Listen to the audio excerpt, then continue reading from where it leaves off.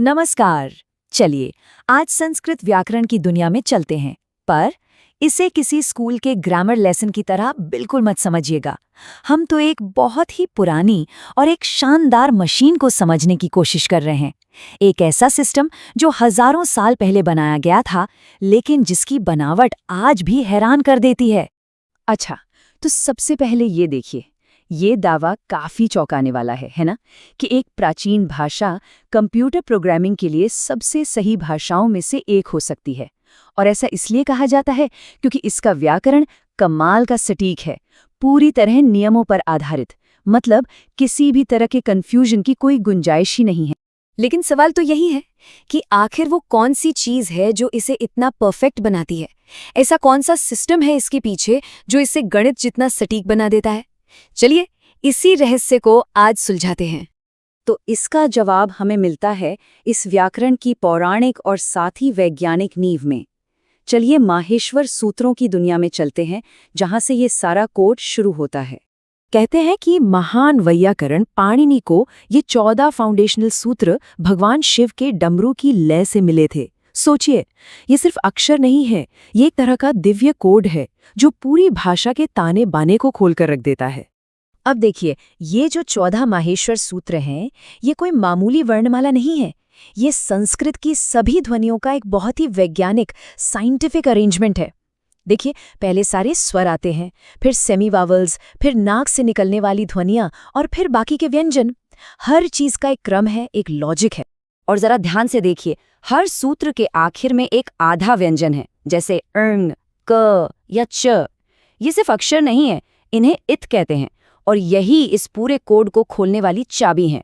इन्हें गिना नहीं जाता, इनका काम बस बाउंड्री बनाना है, एक स्टॉप साइन की तरह। तो अब जब हमारे पास वो चाबी आ गई है, तो चलिए इस कोड को डीकोड करते हैं। अब हम उस कॉन्सेप्ट पर आते हैं जो इस पूरे सिस्टम को इतना पावरफुल बनाता है। और वो कॉन्सेप्ट है प्रत्याहार। प्रत्याहार का सीधा सा मतलब है किसी चीज को छोटा करना, एब्रीविएट करना। ये एक ऐसी कमाल की तकनीक है जो बहुत सारी ध्वनियों के एक ग्रुप को सिर्फ 2 अक्षरों में समेट लेती है। इसे आप ऐसे समझिए जैसे ये हजारों साल पुराना कोई डेटा कंप्रेशन एल्गोरिदम हो। और इसे बनाना कमाल की बात है, बहुत ही आसान है। आपको बस 2 काम करने हैं। पहला, सूत्रों में से कोई भी एक शुरुआती ध्वनि चुन लीजिए, और दूसरा, उसके बाद आने वाले किसी सूत्र से एक आखिरी मार्कर यानी इथ चुन लीजिए। बस। चलिए एक उदाहरण से समझते हैं। हम बनाते हैं अच। इसके लिए हम पहले सूत्र के अ से शुरू करेंगे और चौथे सूत्र के मार्कर च पर रुकेंगे। और बस हो गया काम। ये अच प्रत्याहार अ से लेकर च के बीच की सारी ध्वनियों को अपने अंदर समेट लेता है। और हाँ, बीच में आने वाले जो मार्कर हैं, जैसे ण और क, उन्हें छोड़ देता है। और यहीं पर इस सिस्टम की असली ताकत सामने आती है। जरा सोचिए, सिर्फ 2 अक्षर अच संस्कृत के सभी 9 स्वरों को दिखाते हैं, और वहीं हल ये 2 अक्षर सभी 34 व्यंजनों को दिखाते हैं। मतलब कमाल की एफिशिएंसी है। तो ठीक है, हमने कोड तो समझ लिया, पर इसका असली काम क्या है? चलिए देखते हैं कि व्याकरण के नियमों को बनाने में इसका इस्तेमाल कैसे होता है। पाणिनि ने इन्हीं कोड्स का इस्तेमाल करके अपना पूरा व्याकरण ग्रंथ लिखा, जिसका नाम है अष्टाध्यायी। और इन्हीं प्रत्याहारों की वजह से वो इस ग्रंथ को इतना छोटा लेकिन इतना सटीक बना पाए। तो अब देखिए, इस कोड से मुश्किल नियम भी कितने आसान हो जाते हैं। इको यणची एक बहुत फेमस संधि सूत्र है। प्रत्याहार इसे एकदम खोल कर रख देता है। ये कहता है, अगर इक यानी ई उ रील र के बाद कोई अच यानी कोई भी स्वर आए तो इक की जगह यण यानी य व र ल आ जाएगा। सब कुछ लॉजिक पर चलता है, रटने जैसा कुछ भी नहीं। और ये सिस्टम सिर्फ ध्वनियों के नियमों तक ही नहीं रुकता। ये तो वो इंजन है जो संस्कृत का हर एक शब्द बनाता है, फिर चाहे वो कोई नाम हो या कोई क्रिया।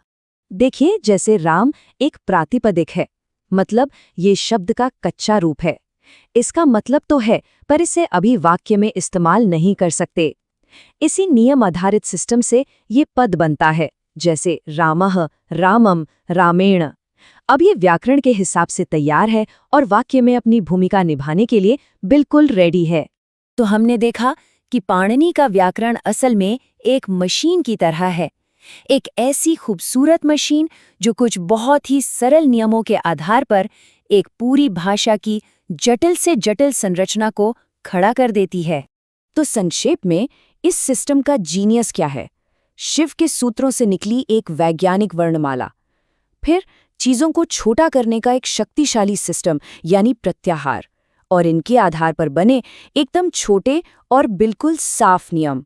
एक पूरी भाषा की संरचना जो एक तार्किक नींव पर खड़ी है और हर संज्ञा और क्रिया को बनाने का आधार है।